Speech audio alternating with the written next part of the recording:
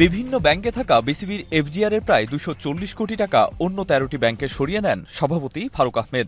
আচমকা কী কারণে এমন সিদ্ধান্ত নিয়েছেন শুক্রবার এখন টেলিভিশনকে সে ব্যাখ্যাও দেন তিনি।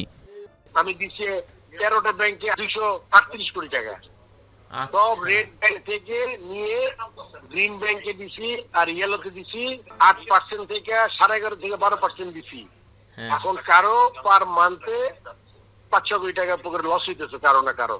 তবু প্রশ্ন রয়ে যায়, এত বড় সিদ্ধান্ত নেয়ার আগে বোর্ড সভায় সেটি পাশ করানো হয়েছে কিনা, পরিচালক কিংবা সংশ্লিষ্ট ফাইন্যান্স কমিটি বা কতটুকু জানত।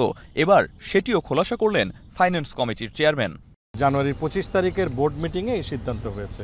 তার আগে এটা যেই কমিটি ছিল না সব অবশ্যই সেটা আমাদের মাননীয় প্রেসিডেন্টের কাছেই বর্তায় বাই কনস্টিটিউশন। জুলাই অগাস্টের পরে বোর্ডের ডিরেক্টর সংখ্যার কিছু ঘাটতি ঘটে এবং বিভিন্ন কমিটির দায়িত্বে আমরা অনেকেই ছিলাম না, যে যার দায়িত্বে ছিল, বাট দায়িত্ব বন্টন হয়নি।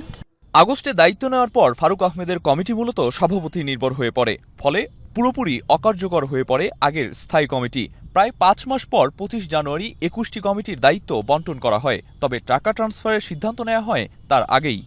অডিটের পরে ম্যানেজমেন্ট গ্রুপ যখন এটা সই করে তখন বিসিবির যারা ডিরেক্টর সই করার জন্য দায়িত্বপ্রাপ্ত হন তারা দেখেন যে এটা অডিটের থেকে পাস হয়েছে কিনা, তারপরেই তারা তাদের স্বাক্ষরটি করেন।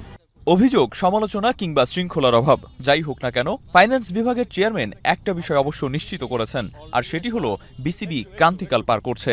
এই অবস্থা কাটিয়ে উঠতে সংঘবদ্ধভাবেই কাজ করার আহ্বান জানিয়েছেন মাহবুব আনাম। ক্রিকেট নিয়ে আমরা আমাদের মন নিবেশ করি, তাতেই আমার মনে হয় ক্রিকেটের উন্নয়ন হবে। আরিফুল ইসলাম সাহাব, এখন, ঢাকা। শাইনি চুলে এখন হবে সব হেয়ারস্টাইল। সিল্কোর দ্বিগুণ শাইনি চুল প্রতিদিন।